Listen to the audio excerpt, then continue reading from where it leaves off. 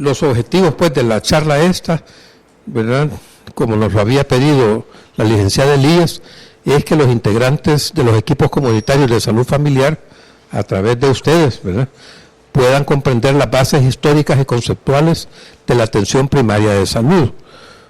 En general se habla, no me gusta mucho esto de APSI, ¿verdad?, porque la APS es una sola, fue la que se planteó originalmente, ¿verdad? Después decimos APS integral porque en el camino se trató de desvirtuar el contenido de la atención primaria de salud, ¿verdad?, y se gestionó una atención primaria de salud que se llamaba selectiva, ¿verdad?, porque limitaba todo el contenido de la atención primaria y generó una atención primaria de canastas básicas, ¿verdad?, que limitaba la participación, que limitaba la organización, y entonces por eso se le dio el nombre de atención primaria en salud selectiva. Y en reacción a esa atención primaria de salud selectiva nació la atención primaria de salud integral, pero que no era más que la atención primaria de salud original, el planteamiento original de la atención primaria de salud, ¿verdad? Entonces, el hecho de decir la atención primaria de salud integral es como reconocer que habían dos atenciones primarias de salud, ¿verdad?, cuando realmente había una, que fue la que se planteó originalmente. Pero, en fin, es bueno que ustedes sepan que cuando se habla de atención primaria de salud integral, es porque en el camino surgió, ¿verdad?, la atención primaria de salud selectiva, que trató de desvirtuar la atención primaria de salud, que fue el planteamiento de Alma Ata. Estamos en eso. El planteamiento original es el que ustedes leyeron en la declaración de Alma Ata. Esa es, ¿verdad?, la APS original, ¿verdad? Bueno, el otro objetivo, ¿verdad?, es comprender cuáles son o cuáles se conceptualizaron como los pilares de la atención primaria de salud, ¿verdad?, que están ahí en el texto, ¿verdad?, a lo largo del texto de la declaración de Alma Ata.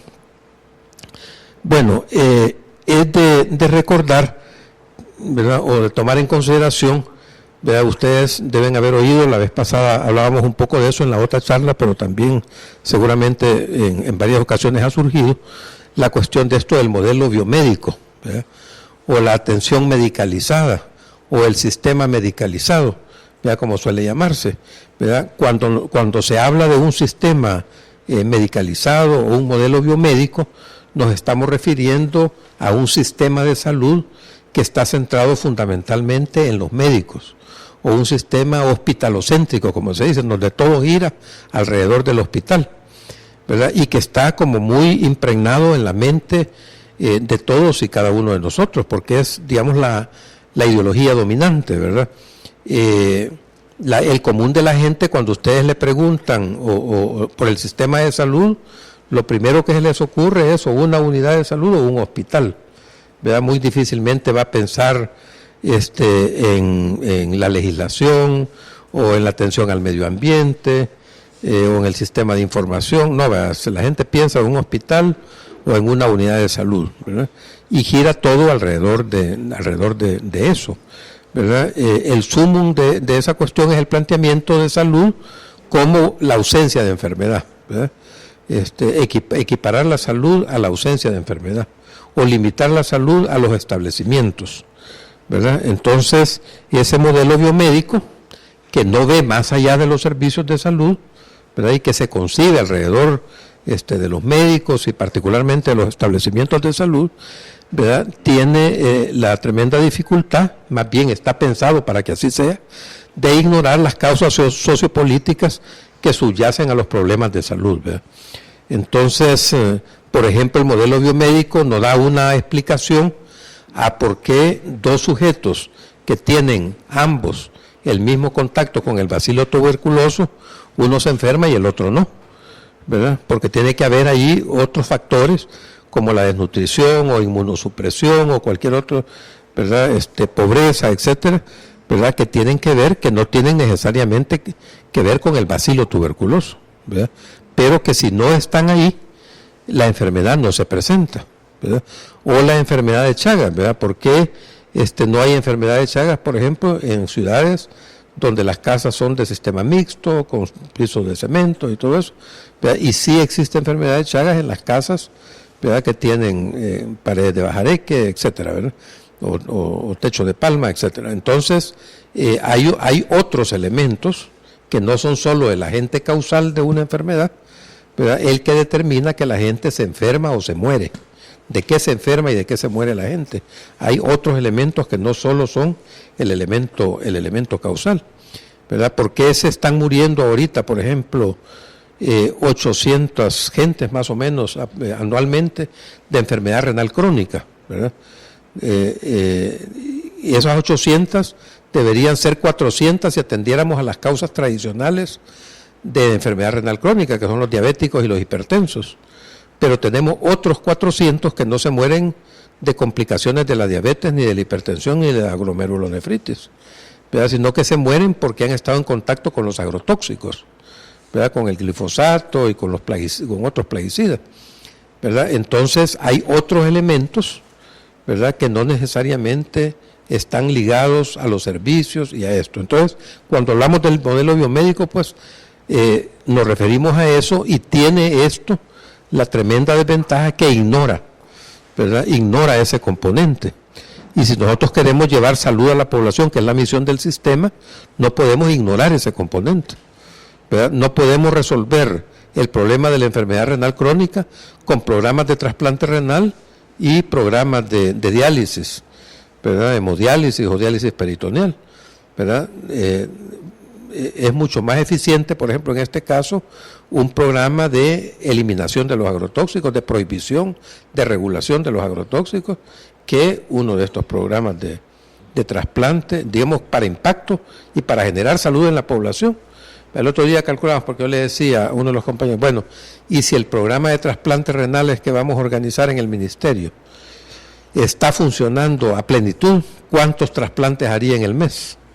Entonces me decían, bueno, cuatro trasplantes es un buen número de trasplantes, ¿verdad?, en el mes. 4 trasplantes en un año serían 48 gentes que se salvarían a media, ¿verdad?, porque además quedan esclavizados a consumir inmunosupresores y antibióticos y un montón de cosas por el resto de su vida, ¿verdad?, de los días que les quedan.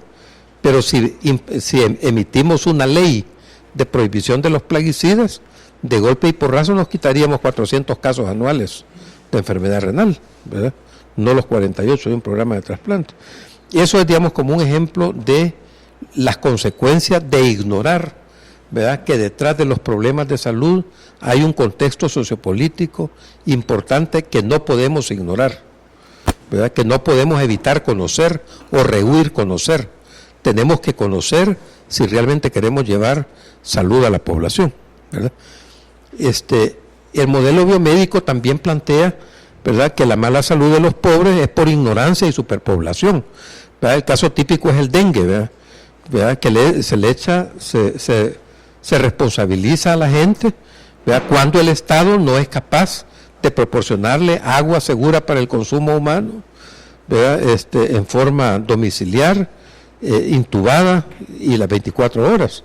Cuando eso no sucede, la gente almacena agua, y con el almacenamiento del agua va implícito la generación de los criaderos de zancudos y la enfermedad. No solo el dengue, sino que está el chikungunya y el Zika que viene en camino, ¿verdad?, que también lo transmite el zancudo. Entonces, es una cuestión ahí que nosotros, ¿verdad?, esta situación, ¿verdad?, no podemos, es una zafada, como decimos en buen salvadoreño, ¿verdad?, zafarse con los pobres de una cuestión que no es, digamos, ciertamente una responsabilidad de ellos, ¿verdad? Entonces, eso es otro de las debilidades, digamos, del modelo biomédico. Y otros efectos es la alianza, por ejemplo, de los médicos con empresas nacionales e internacionales, fundamentalmente, por ejemplo, las empresas transnacionales farmacéuticas, que son los que mayor incidencia tienen en la medicalización del sistema. No solamente ellos, ¿verdad?, sino que también todo el complejo médico industrial. Por ejemplo, el negocio que nosotros encontramos con los clavos y todos los equipos que se ocupaban para reparar los daños por los traumatismos, ¿verdad?, todos los insumos ortopédicos, ¿verdad?, que se utilizaban para reparar los fracturados y todo eso. Allí había un tremendo negocio entre los ortopedas que estaban contratados en el sistema público, ¿verdad?, que ahí estaban los pacientes ingresados, pasaban meses esperando que los parientes recolectaran el dinero que costaba comprar el clavo, para hasta entonces se los ponían. Entonces, pero los costos que eso significaba para el sistema público, $100 y pico, $200 diarios que cuesta una cama de hospital, ¿verdad?, que estaba esperando que los pacientes recolectaran el dinero para que hasta entonces el ortopeda le podía poner, y tenía que ser el clavo que le recetaba el médico tratante, ¿verdad?, o si no es que se lo llevaba para un hospital privado y lo hacía ahí, ¿verdad? Entonces todas esas asociaciones que generan conflictos de interés, como los químicos farmacéuticos que trabajan en el ministerio, o que trabajaban porque ya les eliminamos eso, y que tenían la regencia de las farmacias, ¿verdad?, o la representación técnica de las empresas que nos proveían de medicamentos. Entonces más tardábamos nosotros en tomar una decisión que la farmacéutica en saberla, ¿verdad? Entonces habían ahí son conflictos de interés, ¿verdad?, que no puede permitirse al interior del sistema público. Entonces, pero son, digamos, esas alianzas anómalas, ¿verdad?, entre los médicos y las empresas, ¿verdad? En general, los médicos, pero también otros profesionales de la salud, son víctimas de esta situación, ¿verdad?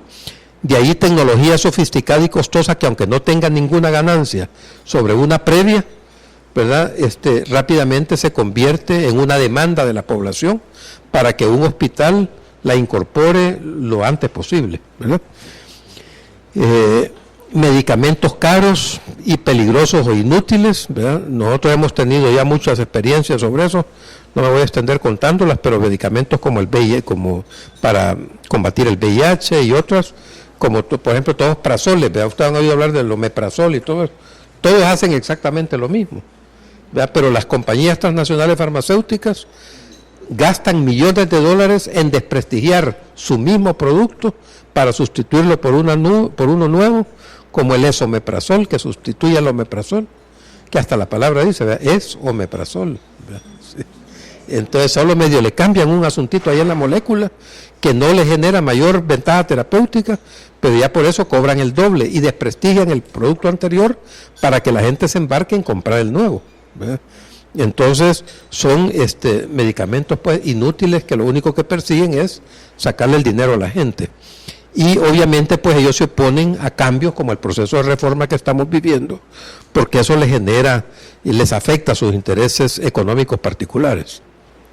Entonces siempre hemos tenido ese problema, ¿verdad?, con los intereses particulares, y siempre va a estar, ¿verdad?, siempre detrás de todo lo que hemos intentado regular, siempre hay un interés privado detrás, ¿verdad? La ley de medicamentos tenía a los comercializadores de medicamentos. La ley de lactancia materna, todos los comercializadores de sucedáneos de la leche materna, ¿verdad?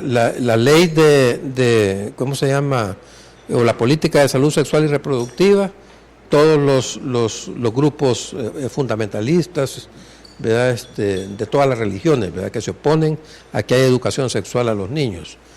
Y así, ¿verdad?, detrás de cada cuestión, ¿verdad?, hay un interés fuerte, casi siempre económico, detrás, que se opone a los cambios. Entonces un constante, por ejemplo, la cuestión del convenio del tabaco y la ley del tabaco, eso fue todo un calvario para que lograra salir, ¿verdad?, el convenio contra el tabaco, o la ley de alcoholes, eso fue toda una historia también, ¿verdad?, que un libro podríamos hacer de todos los pleitos que tuvimos ahí, ¿verdad? Y así con eso, todo eso va, hay un montón de intereses económicos muy fuertes detrás, ¿verdad?, que presionan porque esos cambios no se den, ¿verdad? Bueno, entonces toda esta cuestión del modelo biomédico pues fue la cuestión dominante hasta que surgió el movimiento de la atención primaria de salud. Pero como decíamos, ese movimiento no surgió de la nada, ni porque un iluminado ahí llegara con ideas nuevas, ¿verdad?, sino que hubo una práctica política de los pueblos, ¿verdad? A mediados del siglo XX, lo estamos hablando de los años 50 y 60, empiezan a generarse los modelos de necesidades básicas, ¿verdad?, y cómo esto estaba amarrada, digamos, con el modelo biomédico y no podía dar un salto de calidad. Hubo también todo el movimiento de lo que se le llamó, probablemente algunos de ustedes, los de mayor edad, tal vez recuerdan que se habló de los médicos descalzos. ¿Alguien oyó hablar de los médicos descalzos? En China, ¿verdad? Fue algo así como los promotores de salud acá, ¿verdad? Entonces ellos se empezaron a formar o a capacitar en salud, pero con sus propias técnicas también, ¿verdad? Además de algunas técnicas occidentales, ellos estaban fundamentalmente capacitados en cuestiones de acupuntura y un montón de cosas, pero desarrollaban en el seno de la comunidad una serie de actividades que generaban salud para la población por todo el nivel de atraso que se había generado. Hoy China es otra historia, pero en aquel entonces, vea, todo el atraso secular que había ahí en formación de recursos y todo eso, lo superaron con esa cuestión. Bueno, eso fue una cuestión muy importante, pero también las iniciativas populares y muchas organizaciones no gubernamentales en el tercer mundo. Le contaba de esas experiencias que surgieron acá en El Salvador, pero un poco más antes, en Guatemala, en México y también en países africanos y de Asia, experiencias bastante similares, vea, que se daban aisladamente porque unos no conocían lo que estaba pasando en los otros. Vea, fueron algunas personas con mayor nivel de conciencia social, como el doctor Halfdan Mahler, que era director de la Organización Mundial de la Salud, que se dio cuenta pues de que era un movimiento que estaba sucediendo en varios continentes, ¿verdad? Y que retomaba las mismas experiencias en todos ellos, ¿verdad? Entonces, todas estas cuestiones, ¿verdad?, que estábamos, esta cuestión de las necesidades, la identificación de liderazgos al interior de las comunidades y todo este tipo de iniciativas que propiciaban la participación de la comunidad, ¿verdad?, desarrollaron o condujeron a un nuevo modelo que estaba reñido con el modelo biomédico precisamente, ¿verdad?, y que era la atención de salud basada en la comunidad.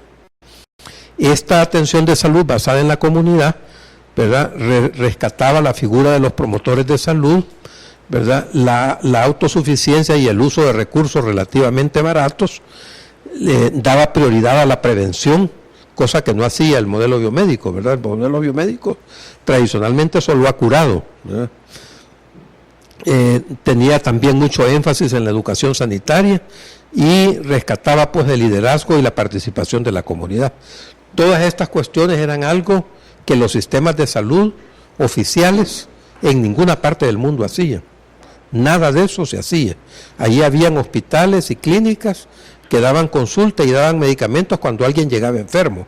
Pero si usted no estaba enfermo, ¿verdad?, no había absolutamente nada que hacer, ni que promover, ni nada, ¿verdad? Entonces, todo este conjunto de cuestiones, ¿verdad?, resultaba para los médicos un peligro, una amenaza, un reto, ¿verdad?, al cual no estaban acostumbrados, ¿verdad?, y que por tanto les parecía peligroso. Estos programas de salud basados en la comunidad, a partir de los años 70, comienzan a incorporarse a algunos sistemas nacionales de salud.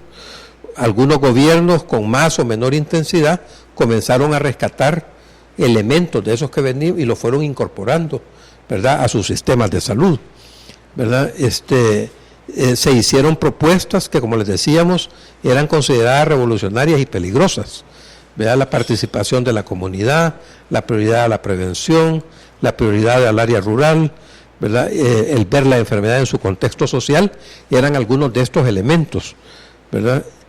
Y estos elementos pues fueron retomados, ¿verdad?, y estas nuevas ideas fueron cada vez más definidas, ¿verdad?, la autodeterminación de la gente, la participación de la comunidad, la salud que debía ser para toda la población, ¿verdad? Entonces, poco a poco, ¿verdad?, se fue configurando que en los sistemas de salud debían responder a una lógica diferente, ¿verdad? No debían responder a un modelo biomédico hospitalocéntrico, sino que debían más bien responder a un modelo basado en la comunidad, ¿verdad? Eso no quiere decir que se botaron los hospitales, ¿verdad?, sino que se llegó al convencimiento íntimo de que la salud era un producto social, que se construía no en los hospitales, se construía en la comunidad y con la comunidad, ¿verdad? El hospital era una respuesta a la pérdida de la salud, ¿verdad? Pero si nosotros queríamos evitar que la gente llegara a los hospitales, ¿verdad? La salud debía construirse en la comunidad y con la gente, ¿verdad? Con el apoyo de la gente, ¿verdad? Eso eran, digamos, algunas de estas cuestiones esenciales. Entonces estos programas, atención basada en la comunidad, condujo a la elaboración de programas de salud basados en la comunidad, ¿verdad? Donde los primeros objetivos eran más humanitarios que políticos, ¿verdad? Pero aun cuando eso era así, ¿verdad? Pasó igual que con las comunidades eclesiales de base de Monseñor Romero acá, ¿verdad? Que eran comunidades de oración, ¿verdad? De práctica cristiana, pero que la Guardia Nacional, que era el aparato que el Estado había generado en las comunidades para reprimir en el campo, ¿verdad? Identificaron eso como subversivo y los empezaron a perseguir. Entonces la motivación original, que era también de práctica católica, ¿verdad? Entonces se convirtió en una práctica también de reacción y de defensa de las propias comunidades, de las comunidades cristianas, ¿verdad? Entonces esto mismo pasó acá, ¿verdad? Porque estos objetivos, que inicialmente eran más humanitarios que políticos, se vieron prontamente,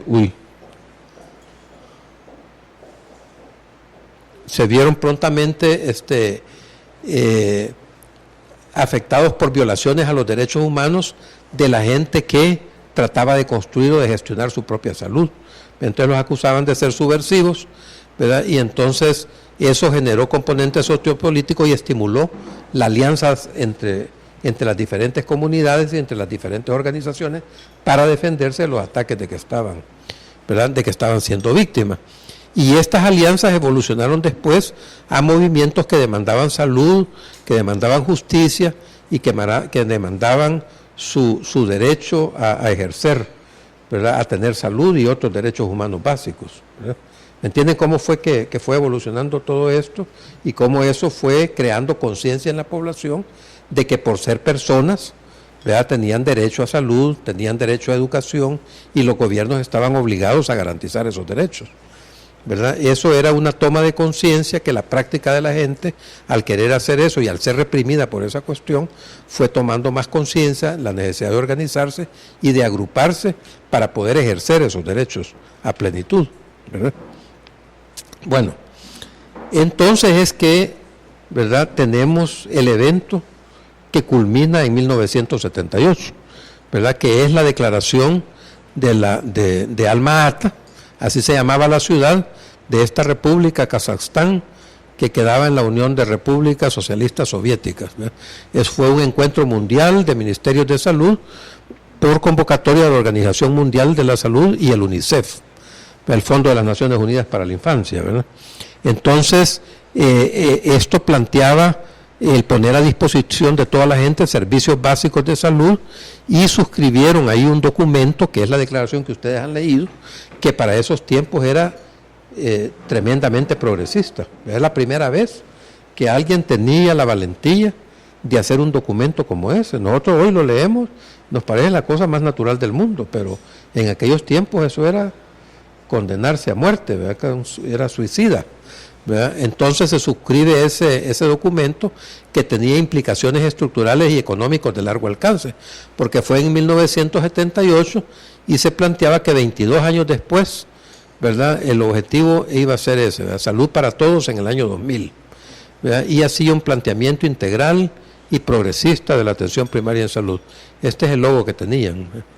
Ahí lo encontró Boris en internet, ¿verdad? Y esta es la convención, miren, donde están todos los delegados de ministerios de salud de todo el mundo que se dieron cita ahí, en Alma-Ata, en ese cónclave mundial, ¿verdad?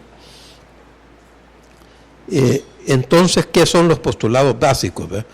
En primer lugar, la cuestión de la concepción de la salud, ¿verdad? No es, como decíamos, la mera ausencia de enfermedad, que era que es el paradigma, digamos, del modelo biomédico, ¿verdad? Que salud es la ausencia de enfermedad, ¿verdad? Sino que era el concepto de salud que planteó precisamente la Organización Mundial de la Salud, ¿verdad? Del más alto nivel posible de bienestar físico, emocional, etcétera, ¿verdad?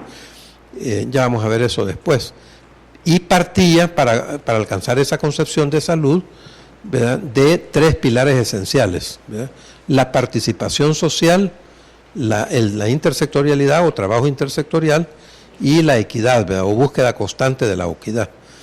Para que la participación social fuera efectiva, decía la Declaración de Alma Ata que la comunidad debe organizarse para poder ejercer, ¿verdad?, esa participación. La participación individual tiene demasiadas limitaciones y era importante que fuera de comunidades organizadas, ¿verdad? Entonces esos son, digamos, los pilares esenciales de la atención primaria de salud.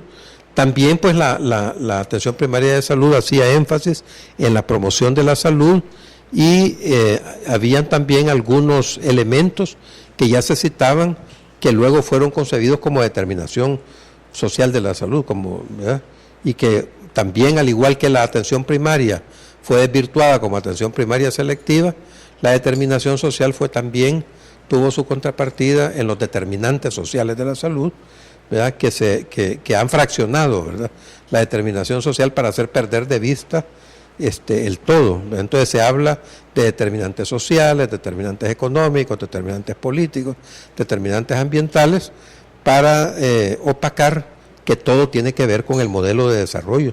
Es que un poco veíamos en la charla que tuvimos, ¿verdad?, la vez pasada, ¿verdad? Bueno, ¿alguna pregunta hasta aquí? ¿Vamos bien? Bueno, entonces vamos un poco a detenernos en cada uno de los pilares, ¿verdad? El primero de ellos es el de la participación, ¿verdad? La participación tuvo también una evolución previa, ¿verdad?, del concepto. Los que tuvieron quizás los padres de los que están acá seguramente deben haber tenido, ¿verdad?, cuando, por ejemplo, se hacían programas de letrinización o de saneamiento ambiental, ¿verdad?, se decía de que la gente, por el mero hecho de ser beneficiario de uno de estos programas, ya estaba participando, ¿verdad? O digamos, si la gente podía decidir entre si lo que quería era una letrina de hoyo seco o una letrina abonera, entonces ya eso era una participación en la toma de decisiones, ¿verdad? O si la gente no solamente recibía la letrina y todo eso, sino que podía aportar algunos de los materiales como las paredes de la letrina, ¿verdad?, entonces también ya estaba participando. Habían tantas formas, ¿verdad?, de formar la participación, que hubieron varios investigadores que se dedicaron a estudiar la participación. Se dedicaron a estudiar la participación, cuáles eran las formas de participación, quiénes eran los que participaban y qué era la participación que realmente hacía la diferencia, ¿verdad?, y que era la que se debía contextualizar. Entonces, si ustedes se ponen ahí a buscar en internet, van a encontrar un montón de clasificaciones de la participación. Pero al final de cuentas, todos los investigadores llegaban a la conclusión de que la participación que era relevante, o participación significante, como también se le llama, era la participación que tenía que ver con la toma de decisiones, ¿verdad?, que tenía que ver con la formulación de políticas, ¿verdad?, y que tenía que ver con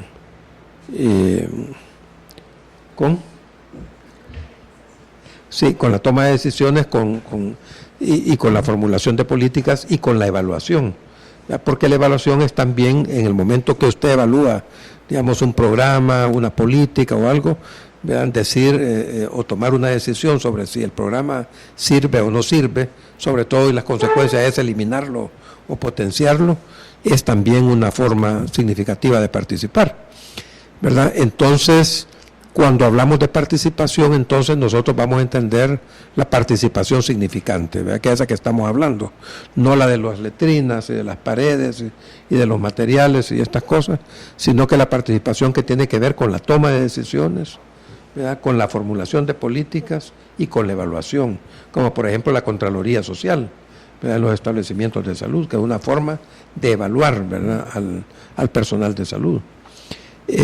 Entonces esas, digamos, son las formas significantes, ¿verdad?, de participación. Quiero ver. Esto tuvo un choque frontal con el modelo medicalizado, como era de esperar.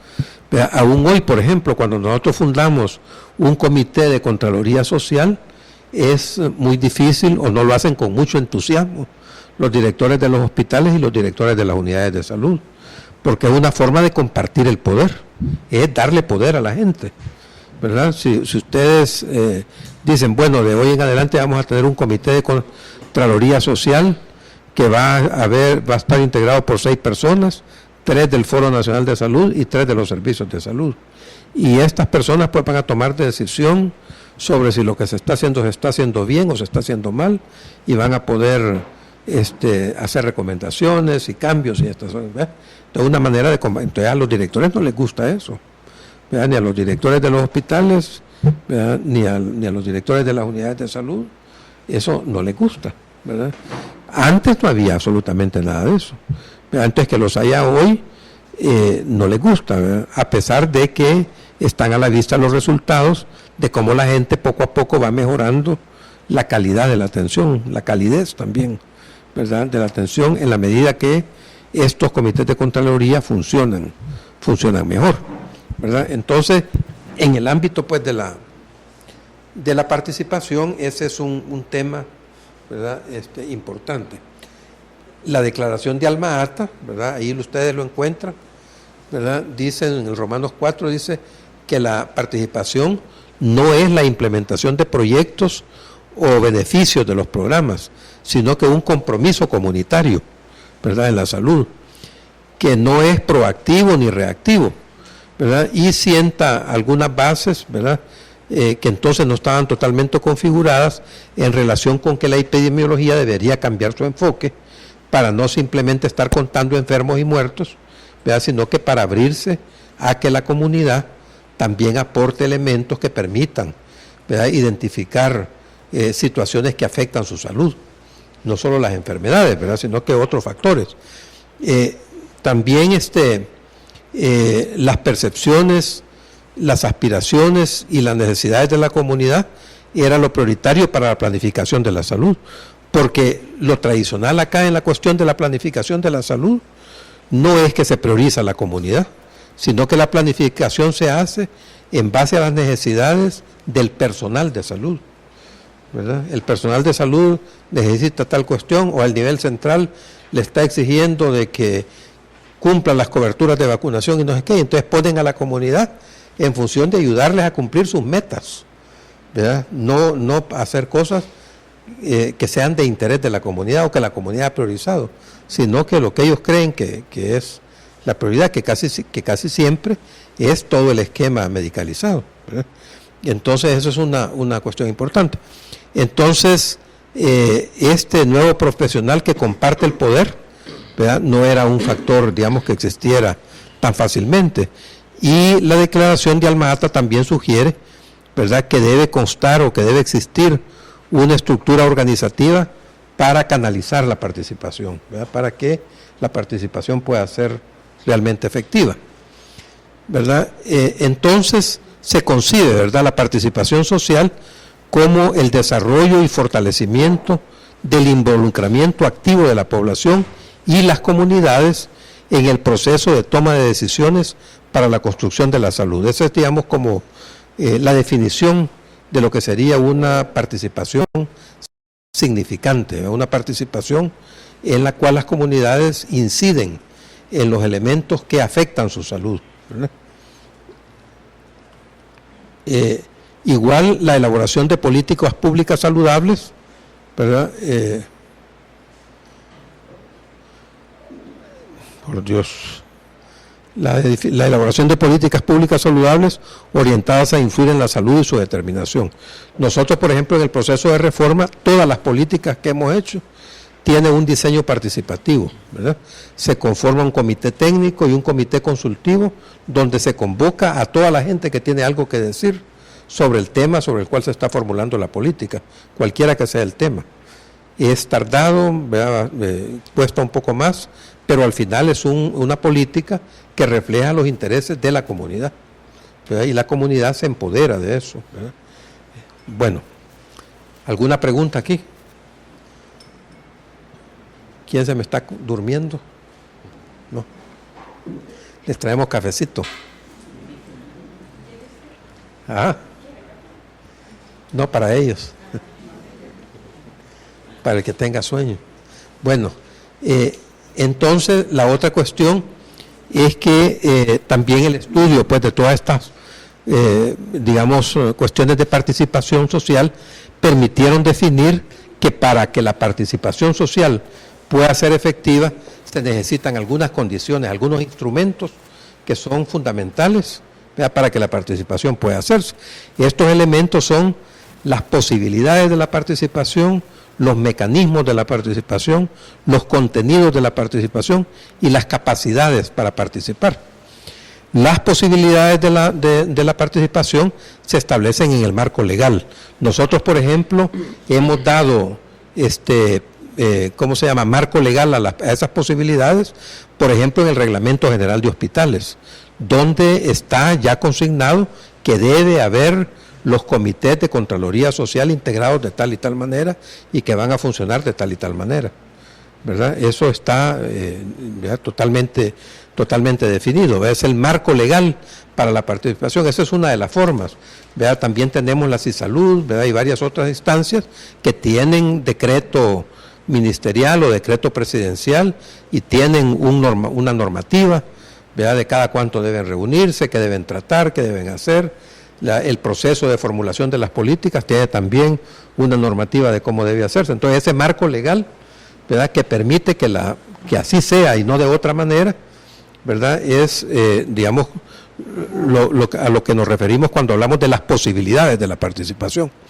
Igualmente los espacios, ¿verdad?, que son los mecanismos para que la gente participe, ¿verdad? Esos comités de Contraloría son los espacios que se abren para que la gente concurra y hable sobre las cosas que afectan su salud, ¿verdad? Entonces debe haber, ¿verdad?, no solo debe haber, un documento donde se diga, sino que el espacio debe crearse, ¿verdad? Nosotros, por ejemplo, la CISALUD, la Comisión Intersectorial de Salud, tiene dos instancias, una técnica, una política, llegan más de 40 instituciones a la CISALUD.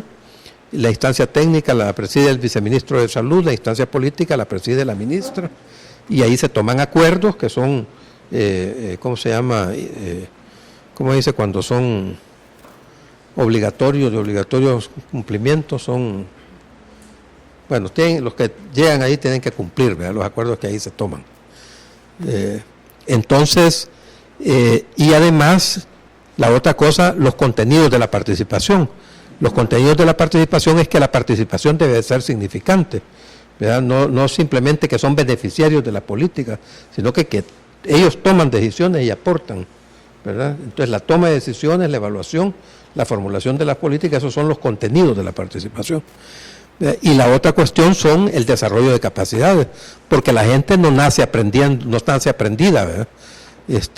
Tiene que aprender a participar, ¿verdad? Tiene que reunirse, hay que darle los conocimientos, hay que contarle toda esta novela, ¿verdad?, y todo eso, y explicarle cómo es, ¿verdad?, cómo puede hacer, cómo debe hacer en su comunidad, ¿verdad?, qué poder tienen ahí en el comité de Contraloría. Todo eso hay que identificar a los líderes, ¿verdad?, hay que, convocarlos, organizarlos, ¿verdad?, o estimular su organización más bien, ¿verdad?, y desarrollar esas capacidades de participación. Entonces eso es muy importante, porque si no, es nada más un discurso vacío que no se traduce en nada, ¿verdad? Y todo esto es necesario, ¿verdad?, para abordar exitosamente los factores que influyen en la participación, tanto los factores favorables para estimularlos y aprovecharlos, como para neutralizar los factores desfavorables, ¿verdad? Bueno, entonces, pero la participación, como decíamos, requiere una organización comunitaria que canalice la participación. Eso en nuestro proceso de reforma es el Foro Nacional de Salud, ¿verdad? No es lo mismo una organización fuerte, pujante, cohesionada, independiente, ¿verdad?, que una organización débil, fragmentada, servil, utilizada, ¿verdad? Entonces, si la población se organiza, vamos a tener una organización comunitaria con estas características. Vea, si no esto, vea que todo el tiempo va a estar esperando que el director de la unidad los convoque y les diga esto es lo que hay que hacer. Hoy tenemos que matar tantos zancudos, hoy tenemos que hacer tantas cosas, ¿verdad? Entonces, eso no prospera, ¿verdad? Entonces, esto es una tablita que ahí les va a quedar, ¿verdad? Que es un resumen de esto que hemos hablado de la participación, ¿verdad? Aquí están las posibilidades de ¿cómo se llama? Los elementos de la participación, ¿verdad? Las posibilidades, los mecanismos, los contenidos, las capacidades, que son, ¿verdad? El marco legal, los espacios, la participación significante, los elementos técnicos y gestión en los actores, y qué es cada uno de estos, ¿verdad? Esta es la definición de participación, que ahí se las pasamos en una lámina, ¿verdad? Y aquí está la cuestión de la organización comunitaria, que es un eje transversal para garantizar que la gente participa, ¿verdad? Es como una laminita resumen ahí, ¿verdad? Que ahí la consultan porque ahí les va a quedar, ¿verdad? Como una receta del modelo biomédico. Bueno, entonces miren, aquí algunas cuestiones, porque fíjense, depende cómo uno entienda la salud, así va a actuar, ¿verdad? Si uno concibe la salud como la ausencia de enfermedad, entonces la participación es pasiva, individual, es decir, el enfermo va al consultorio y llega donde el médico le dice, tenés esto, tomate esto. Ahí no hay ninguna posibilidad de hacer trabajo intersectorial, porque es una relación únicamente bilateral entre el médico y el paciente, ¿verdad? Le prescribe, ¿verdad? Y entonces él pues simplemente hace lo que el médico le dice, ¿verdad? Si la concepción de salud es un poco más avanzada, ¿verdad? Concebida como un estado de completo bienestar físico, mental y social, ¿verdad? La participación ya no es solamente pasiva, sino que la comunidad, hay posibilidades de que la comunidad se movilice fundamentalmente para mejorar la prestación de servicios, ¿verdad? Para poder exigir al director de la unidad de salud o al hospital que está en la zona que haga las cosas bien, ¿verdad? Que haga esto, que tenga ambulancia, que traslade a los heridos, ¿verdad? Ese tipo de cosas, ¿verdad? Y el trabajo intersectorial es más un trabajo intrasectorial que tiene que ver con la coordinación de los servicios y de los programas limitado al sector salud, ¿verdad? Y las acciones que se hacen pues se limitan a eliminar los factores de riesgo y proteger a los grupos más vulnerables, ¿verdad? Sin embargo, si tenemos una definición un poco más profunda que tiene que ver con la determinación social, con el modelo de desarrollo y con los intereses económicos que hay detrás, el involucramiento de la comunidad es mucho más activo, ¿verdad? Es mucho más activo en la toma de decisiones para influir en sus modos de vida y desarrollo. Y ya esto supone el trabajo con otros sectores y con otros actores sociales, como el caso de los plaguicidas, ¿verdad? Que hay que actuar ahí con el Ministerio de Agricultura, con el Ministerio de Medio Ambiente, con las comunidades, con las organizaciones de sembradores de caña, etcétera, ¿verdad?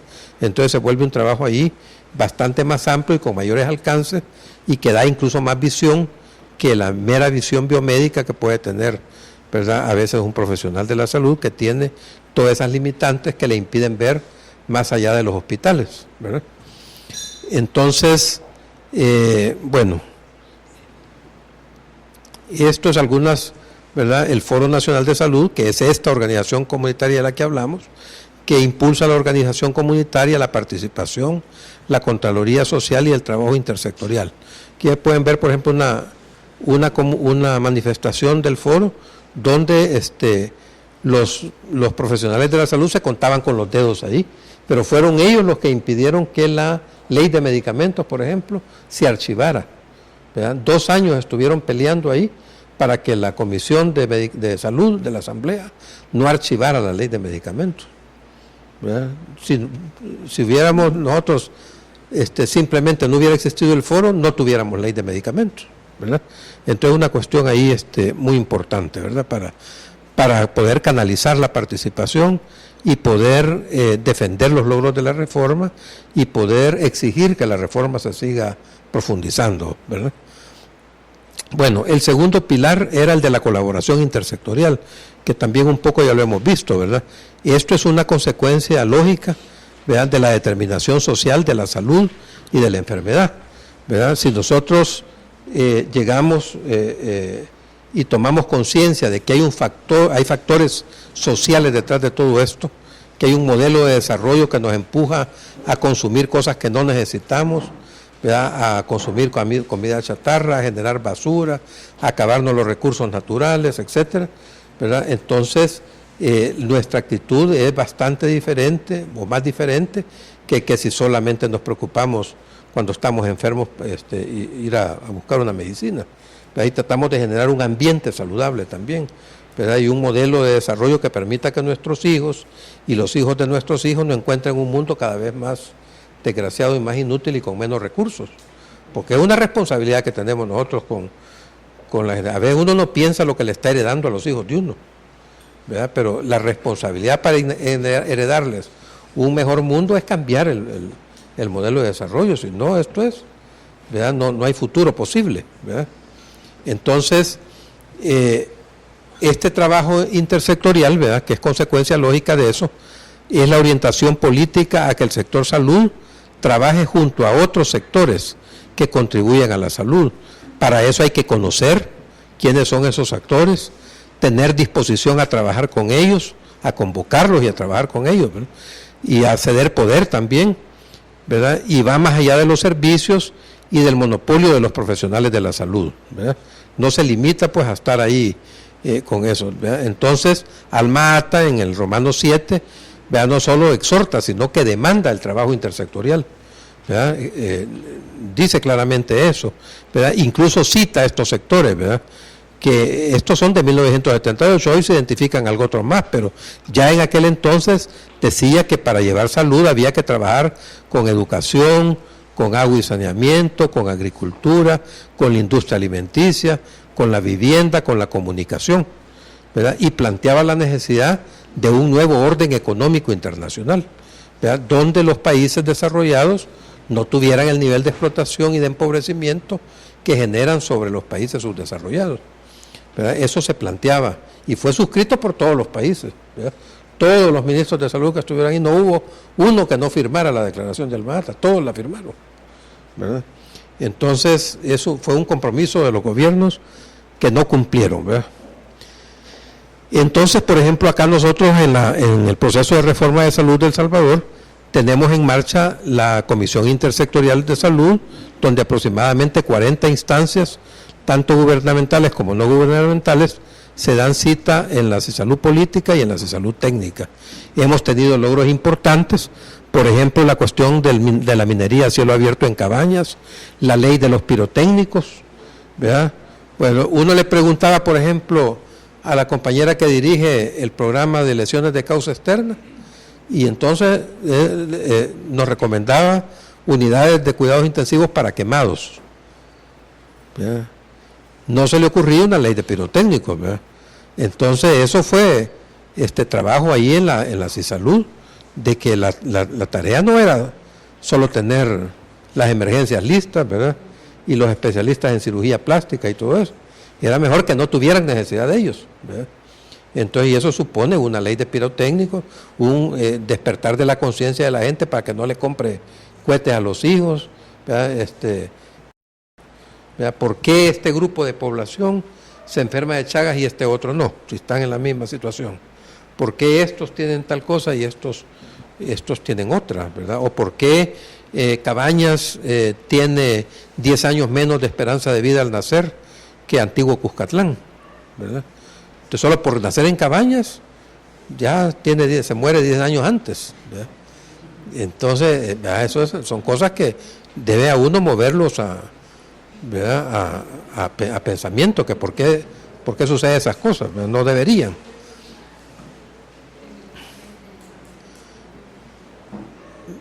¿Verdad? Al final dice, la desventaja en salud es consecuencia directa de la situación económica, del nivel de ingreso, de la situación geográfica, pero es muy difícil que los trabajadores de salud interioricen esto, y todavía más difícil que esto se refleje en los programas y en las políticas de salud. Nuestra reforma de salud trata de hacerlo diferente, ¿verdad? y de hacer que realmente se refleje ahí, ¿verdad?, estas cuestiones. Igual la ineficiencia del gasto en condiciones de precariedad también genera las inequidades, o al revés, ¿verdad?, cuando los recursos en condiciones de precariedad se distribuyen más equitativamente, es decir, más recursos a los que están más atrasados en la escala social, entonces se generan más sociedades saludables que si se distribuyeran igualitariamente, por ejemplo. Entonces hay algunas resistencias, ¿verdad? La renuencia a compartir el poder, ahí veíamos algunas manifestaciones, el temor a identificar las causas y los responsables de la mala salud, porque cuando usted identifica la causa de una cuestión, entonces el compromiso es, ¿verdad?, enfrentarlo y solucionarlo. Entonces mejor, para no meterme en líos, mejor no identifico, ¿verdad?, para no adquirir compromisos, ¿verdad? Una visión del mundo, ¿verdad?, y de la salud sectorial, ¿verdad?, no más allá de los servicios de salud, estrecha, aislada, que organiza las respuestas a las necesidades de la comunidad en función de las necesidades de los servicios y no de las necesidades de la comunidad, ¿verdad? Entonces, por eso el objetivo de nuestra política de salud, entre otras cosas, plantea reorientar el sistema de salud hacia la atención primaria de salud, que es esto de lo que hemos venido hablando, ¿verdad? Reorientarlo hacia la atención primaria de salud no quiere decir reorientarlo hacia el primer nivel de atención, porque esa es parte de las confusiones que ha habido, ¿verdad?, que para evitar lo peligroso del contenido de estas cosas que hemos estado hablando, entonces se identificó a la atención primaria de salud con el primer nivel de atención, ¿verdad? Y cuando, como ustedes pueden ver, esto que hemos estado hablando, la participación, la búsqueda de la equidad, ¿verdad?, son cosas que tienen que ver con todos los niveles de atención. Igual se participa en los hospitales, en los comités de Contraloría, se participa en la formulación de políticas, no solo en el primer nivel de atención, ¿verdad? Entonces es diferente primer nivel de atención que atención primaria de salud. La atención primaria de salud es una estrategia que está basada en esos pilares que hemos visto, ¿verdad?, la búsqueda de la equidad, la participación, ¿verdad?, el trabajo intersectorial, la organización comunitaria, y eso es la atención primaria de salud. Y el primer nivel de atención no son las unidades de salud, ¿verdad?, y los ECOs, eso es el primer nivel de atención. El segundo nivel son los hospitales departamentales y el tercer nivel los hospitales regionales y especializados, ¿verdad? Bueno, entonces, de todo esto que hemos hablado, pues, ¿verdad?, los principios de la atención primaria de salud, o de los sistemas de salud basados en la APS, son, ¿verdad?, el trabajo intersectorial, la participación, la responsabilidad y rendición de cuentas de los gobiernos, la justicia social, la sostenibilidad, la calidad y la respuesta del sistema a las necesidades de salud de la población. Y los valores, ¿verdad?, son el derecho humano a la salud, la equidad y la solidaridad. Esos son, digamos, los elementos conceptuales básicos de la atención primaria de salud, hacia la cual queremos o estamos haciendo avanzar, digamos, el sistema de salud con el proceso de reforma, ¿verdad? Bueno, y es importante, pues, tomar en cuenta en términos de resistencias que el abordaje comunitario liga entre sí con el individuo y la comunidad las necesidades médicas, y no solo las necesidades médicas, sino también las necesidades de vivienda, de agua, de saneamiento, nutricionales, etcétera. Y es la burocracia de los servicios la que las divide y aísla entre sí, pero realmente forma parte de un solo elemento, ¿verdad? Al concentrarse en el aspecto clínico de la enfermedad, el modelo médico promueve la idea de que es un problema médico y no un problema social. O sea, si uno piensa, ¿verdad?, que lo que el paciente tiene es una enfermedad causada por un microbio, entonces simplemente le da un antibiótico y ahí murió todo. Pero el paciente regresa al medio en el cual se enfermó y se vuelve, ¿verdad? Es como querer nosotros resolver el problema nutricional, ¿verdad?, quitándole el niño a la madre, como ya hay algunas iniciativas, que le quitan el niño y le dicen, dénoslo 3 meses y se lo vamos a entregar sano. Y efectivamente, ¿verdad? 3 meses o 4 meses, con el niño tomando leche 3, 4 o 5 veces al día, comiendo todo y todo, entonces se lo entregan bien, pero se lo dan a la madre tiene la misma situación de carencia y la misma situación de pobreza extrema, y más tardan en dárselo que en volver a tener al niño igual, ¿verdad? Entonces, eso es esconder, cerrar los ojos a todo el contexto socioeconómico que genera la enfermedad, ¿verdad? Bueno, cuando dice el modelo biomédico, ¿verdad?, al ignorar el impacto en la salud y enfermedad de la exclusión socioeconómica, traslada la responsabilidad de esta última a la caridad o a los trabajadores sociales, ¿verdad? Entonces ahí tenemos las libras de amor, ¿verdad?, el programa ese para los niños desnutridos, ¿verdad?, y varias iniciativas de ese tipo, ¿verdad?, que intentan dar solución o una mascarada de solución, ¿verdad?, a un problema que no es esa la solución, ¿verdad? Monseñor Romero tenía una frase sobre eso, no recuerdo exactamente, pero decía algo así como que quiero ver cómo era, que decía que es un pecado querer dar por caridad lo que ya se debe por justicia. ¿Sí? Entonces, la salud es un derecho, ¿verdad? Entonces, no puede ser una limosna.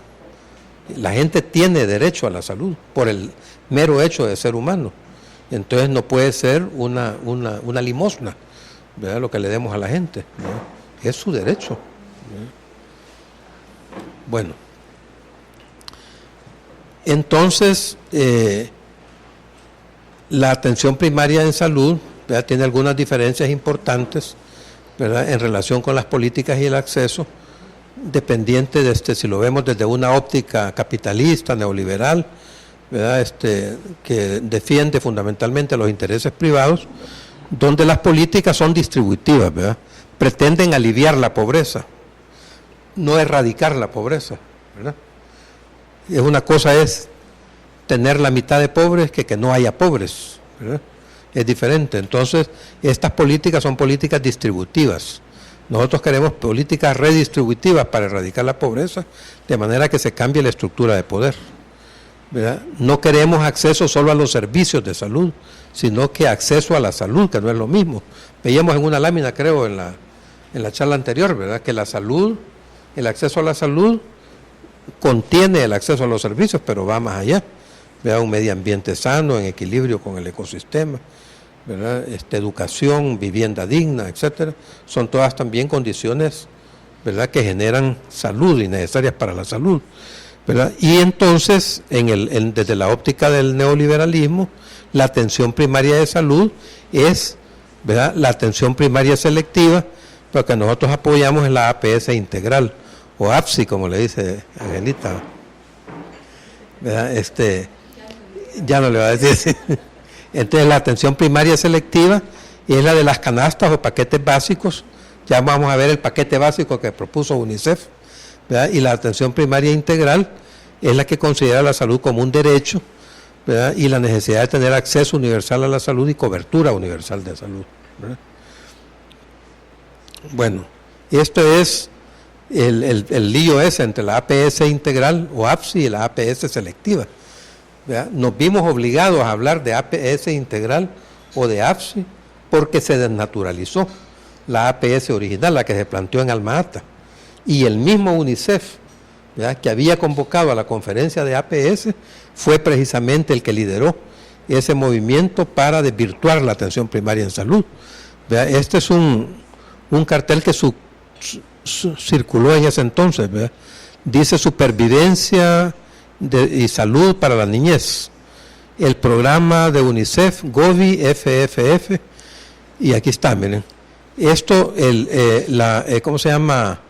UNICEF, ¿verdad?, dijo que no habían suficientes recursos, ¿verdad?, que APS había sido un error, lo de Alma Ata había sido un error, que no habían suficientes recursos para hacer lo que APS lo que se planteaba en la declaración de Alma Ata, ¿verdad?, y que habían, dijo, 4 programas o mecanismos básicos que se podían impulsar, con lo cual decía, los padres de las criaturas pueden evitar la muerte de 20,000 niños diarios, ¿verdad? Entonces, primero, responsabilizaba a los padres por la situación, les echaba toda la carga y toda la responsabilidad sobre la muerte de sus niños por situaciones de desventaja socioeconómica y renegaba de lo que había hecho, que era la declaración de Alma Ata. Entonces este programa GOVI se llama así por las siglas en inglés, ¿verdad? De Growth Monitoring, oral, ¿qué es? Rehydration Therapy, Breastfeeding, que es lactancia materna, e Immunization, que es vacunación. Entonces era control del crecimiento, los elementos básicos eran, ¿verdad?, control del crecimiento infantil, los programas de la terapia de rehidratación oral, la lactancia materna y los programas de vacunación. Entonces llamó GOVI, ¿verdad?, por las siglas en inglés. Entonces dijo, no es necesario hacer todo eso que se dijo en Alma Ata, con estas 4 cosas que se hagan es suficiente, ¿verdad?, y con eso vamos a resolver la situación de salud, que es fundamentalmente orientada a los menores de 5 años, porque eso iba para los menores de 5 años, los demás no importaba, porque lo que importaba era que no se murieran los niños y con eso ya estaba todo listo. Entonces vino una andanada de críticas encima, ¿verdad? Y entonces les dijeron que cómo podían decir eso y no sé cuánto, y entonces sacaron un nuevo programa que fue el GOVI FFF. Entonces las 3 Fs era de Food Supplementation, que es suplementos nutricionales, Family Planning, que era planificación familiar, y Female Literacy, que era educación femenina, ¿verdad? Entonces, esto fue la solución que plantearon, y eso fue la APS selectiva, y por eso, cuando salió esto, esa APS selectiva, entonces la gente reaccionó, los que se habían despepitado ahí en Alma Ata, ¿verdad?, reaccionó y entonces dijo, no, la APS integral es el camino, pero la APS integral era la APS original, ¿verdad?, la atención, el planteamiento original, ¿verdad?, de la APS. Aquí está, miren, el programa GOVI FFF de UNICEF postulaba que con solo 4 métodos baratos y relativamente simples, los padres de familia podrían salvar la vida de 20,000 niños y niñas diariamente en el mundo, ¿verdad? Y eso fue lo que planteaban, ¿verdad? Entonces, recordando pues que nuestra plataforma de reforma de salud, me refiero, tiene un enfoque de atención primaria en salud integral, ¿verdad? También que hay que recordar que atención primaria en salud no es el primer nivel de atención, que es un error que se comete muy frecuentemente, y que la atención primaria en salud se sustenta en estos 4 pilares, ¿verdad? La organización comunitaria, la participación social, el trabajo intersectorial y la búsqueda constante de la equidad, ¿verdad? Estos algunas considerandos importantes que si los trabajadores de la salud promueven la participación seriamente, van a identificar limitantes para construir salud y los grupos que pueden contribuir a superarlas. El respeto y la colaboración intersectorial es un resultado inevitable, si no se quedan, ¿verdad? De ahí, cuando la colaboración intersectorial se combina con redistribución justa de los recursos, la salud mejora sensiblemente aún en condiciones nacionales de pobreza. Kerala en la India, China en su tiempo, Sri Lanka ahí en el lejano oriente y El Salvador, ¿verdad?, actualmente han demostrado eso, ¿verdad? Nosotros hemos reducido en un 30% la desnutrición crónica, hemos bajado en un 30% la mortalidad hospitalaria, hemos alcanzado el objetivo del milenio de la mortalidad materna, tenemos 98% de parto institucional, 95% de control prenatal, ¿verdad?, 40% de cirugía ambulatoria, ¿verdad?, y podríamos citar una gran cantidad de indicadores. Hemos reducido la mortalidad infantil, ¿verdad? Entonces es posible, ¿verdad?, es posible hacerlo, ¿verdad? Pero necesitamos darle sostenibilidad al proceso y seguir profundizando para tener cada vez más evidencia, ¿verdad?, de que estamos en el camino correcto, ¿verdad? La otra cosa que es importante que tomen ustedes en cuenta, al igual que con los determinantes de la salud y la determinación social, ¿verdad?, que la atención primaria de salud, esa clasificación de los pilares son para estudio y aclaración, ¿verdad? En la práctica los 4 son indivisibles, no solo usted no puede tener solo participación y hacerse el de la vista gorda con la equidad, ¿verdad? O solo hacer trabajo intersectorial castrado del abordaje político de la atención primaria, Los 4 pilares es necesario impulsarlos simultáneamente siempre, ¿verdad? Y estos son algunos de los retos que nosotros nos hemos planteado en términos de atención primaria para el proceso de reforma, ¿verdad? Por ejemplo, todavía no tenemos la capacidad de medir las inequidades y de identificarlas, ¿verdad? Tenemos compañeros que se están capacitando en eso, ¿verdad? Que están aprendiendo cómo hacer para identificar las inequidades y para poderlas medir entre diferentes grupos poblacionales, ¿verdad? Necesitamos también que el foro se extienda y se desplace en todo el territorio nacional, ¿verdad? Para que eso le dé consistencia y fortaleza a la participación, ¿verdad? Necesitamos igualmente la exigibilidad y garantía del derecho a la salud, que es decir, que la gente sepa los alcances de su derecho a la salud para que pueda reclamarlo, reivindicarlo, ¿verdad? Profundizar los procesos emancipatorios y de transformación social y enfrentar la determinación social construyendo un nuevo modelo de desarrollo en equilibrio con los ecosistemas. Eso es muy importante, ¿verdad? Para poder avanzar hacia sociedades realmente saludables, ¿verdad? Si no vamos a un despeñadero que no tiene, ¿verdad? No tiene fondo, ¿verdad? Entonces esto es una lámina del un compañero colombiano que se llama Mauricio Torres, que él decía que la APS daba cambios importantes, ¿verdad? Que hace que los sistemas de salud, en lugar de estar centrados en la enfermedad, estén centrados en la salud, ¿verdad? Que en lugar de estar centrados en la ganancia y la reproducción del capital, estén centrados en garantizar el derecho a la salud de la población, ¿verdad? Que en lugar de responder a una sola disciplina, en este caso a los médicos o a los enfermeras en todo caso, es una respuesta multidisciplinar, ¿verdad? Que tiene que ver con educadores de la salud, con fisioterapistas, con anestésicos, ¿eh? Es multidisciplinar, ¿verdad? No solamente una sola profesión, ¿verdad? Que en lugar de estar centrada en un solo sector, que es el sector salud, plantea la necesidad de hacer un trabajo intersectorial importante, ¿verdad? Que en lugar de concentrarse en las consecuencias, ¿verdad? Es importante identificar las causas, ¿verdad?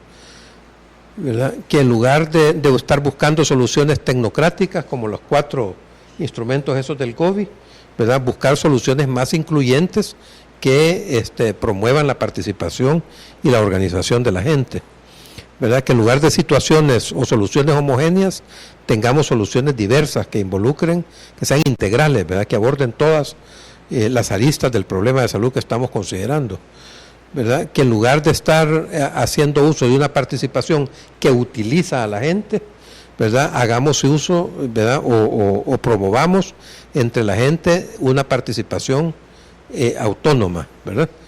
Entonces, eso es lo que teníamos. Muchas gracias por su atención.